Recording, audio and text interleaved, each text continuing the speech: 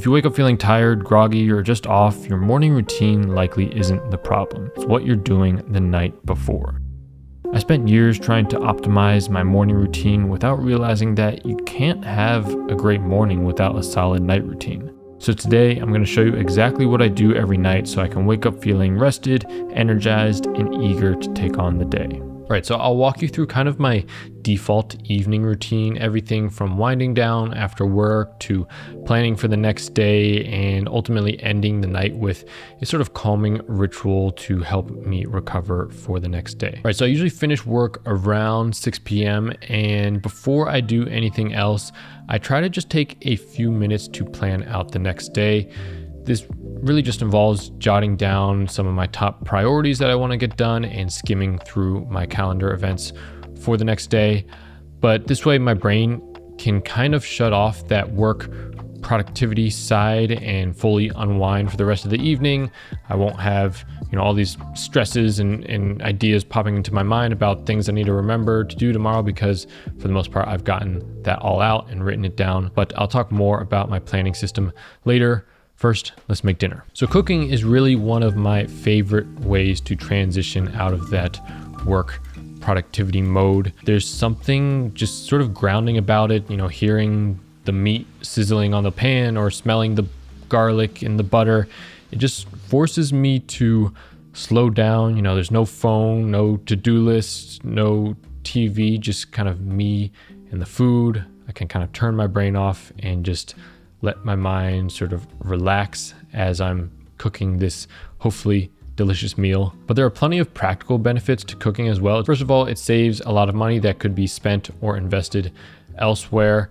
My home cooked meals most of the time cost maybe a few bucks each to make, whereas these days eating out, if you spend anything under like $15 per meal, that feels like a steal. And secondly, you can control the ingredients that you're cooking with and putting into your body. I've really gotten into optimizing health and nutrition in particular lately. And I think a lot of the sort of chronic health conditions out there are in a large part thanks to the poor diets and ingredients in foods these days. And the unfortunate truth is a lot of times when you go out to eat, they're not using the best ingredients. A lot of stuff in there can negatively impact your health and your energy levels. So when I cook, I try to use the best ingredients that I can within reason, and it leads to better health for me, which leads to me having more energy throughout the day, more motivation to do different things and actually stick to my schedule and execute my plan.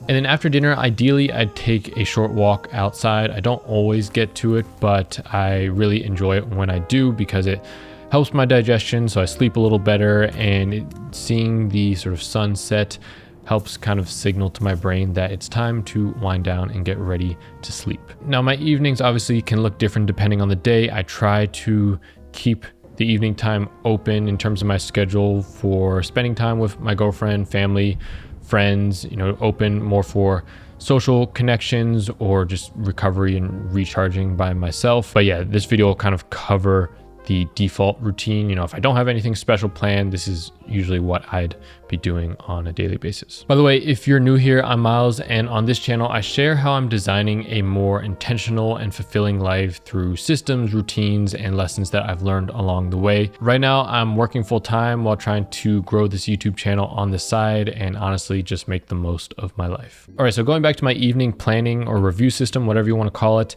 I really prefer planning out the next day the night before. There's a few reasons for that. I know some people like to start the day with planning out what they're going to do. That never really worked too well for me. I like doing it the night before so I can clear out that sort of mental space, shut down for the day, don't have, these thoughts and anxieties in my head about what I might need to do tomorrow and what I need to remember. I've got it all planned out. And then on top of that, it really helps reduce decision fatigue, which is a big thing for me personally in the mornings. Although, thanks to the rest of the stuff I'm going to talk about in this video, I wake up, pretty early, and I enjoy waking up early, and it works well for me. There's no doubt that when I first get out of bed, I would rather be back in the bed, and it's still not easy, and I still feel a little groggy, a little sleepy. And so if I have to make all these decisions first thing in the morning about what I'm going to do that day, it's just a lot more likely that I'm not going to push myself as much. I'm going to settle for, less ambitious tasks or actions to take throughout the day, or worst case scenario, I might just snooze my alarm and get back into bed. So what this actually ends up looking like is I'll glance at my weekly plan, glance at my calendar to see if there's any meetings or key events that I have upcoming the next day, and then just jot down 3 or so of my main priorities that I want to complete the next day. Right now, after my walk or around sunset, which these days is about 7:30 or so, I'll have the environment in my apartment set up to start signaling to my body that it is time to wind down. I've talked a lot about how important environment is for productivity and focus, but it's even more important, I think, when it comes to sleep.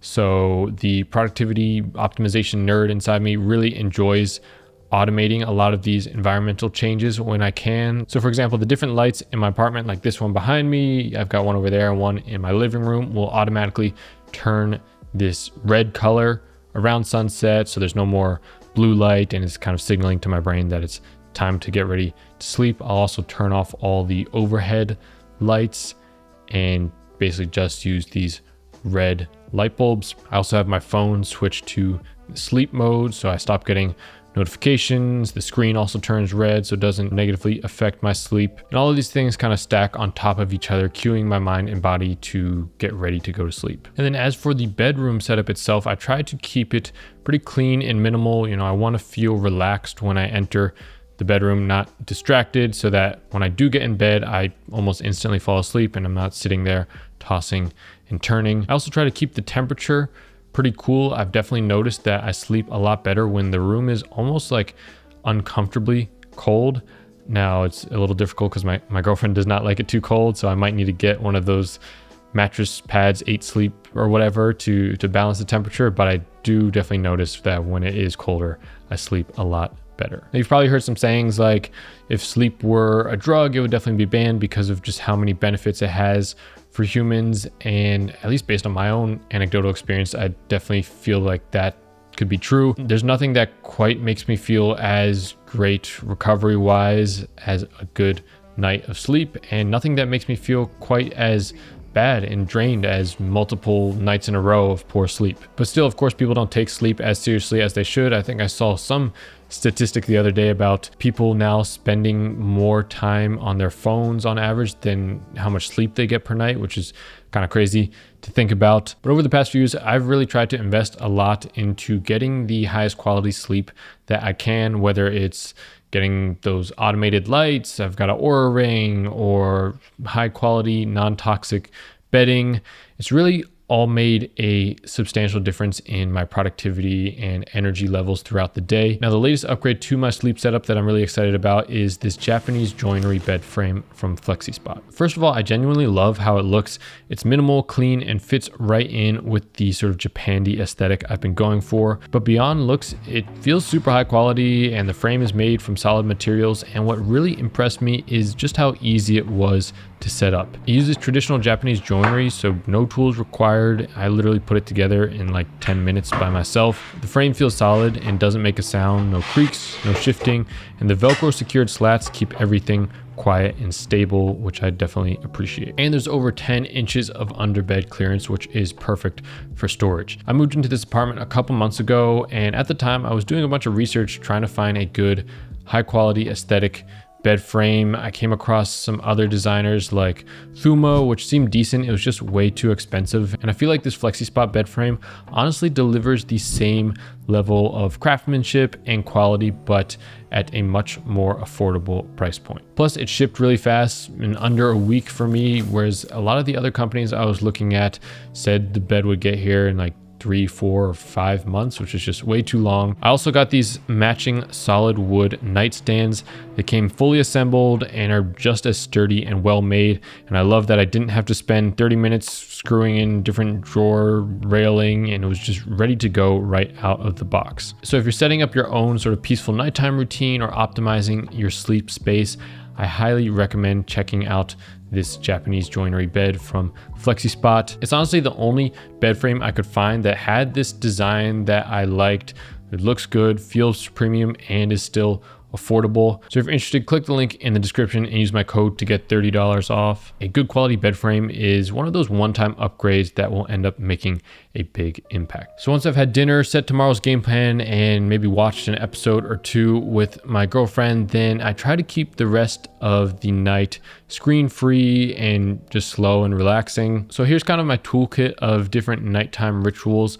I don't get to everything every night, but really just one or two of them can really help me wind down and get to sleep faster and wake up feeling more refreshed and energized. I try to turn off all screens by 9 p.m. I'll put on these sort of blue blocker wind down glasses. Might take a hot shower, drink some chamomile tea, sometimes with a little raw honey or a splash of warm milk.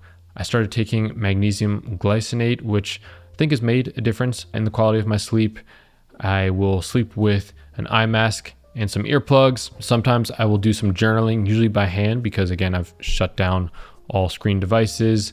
So I just keep this little pocket notebook by my bedside. I do also like to read before bed if I have time, usually fiction if possible, because if I read, nonfiction or something where I'm learning, it turns my brain back on, and I don't really want that right before I'm going to go to sleep. Lately, I've also been doing some 4-7-8 breathing, which is kind of inhaling for 4 seconds, holding your breath for 7 seconds, and breathing out for 8 seconds as I'm actually trying to fall asleep. And that really helps me kind of lower my heart rate and fall into that sleep state. And also use this time for just some social connection. So usually just chatting with my girlfriend about life or our plans for the next day, things like that. So people often talk about optimizing their morning routine, but I think a good morning routine is only sustainable when you have a good night routine to back it up. And I found that ending my day this way sets me up to have both a calm and peaceful, yet still energized and productive morning the following day. If you're into building routines and systemizing your life, I'll link some related videos down in the description, along with the waitlist sign up for purposeful productivity. As always, do something today that your future self would thank you for.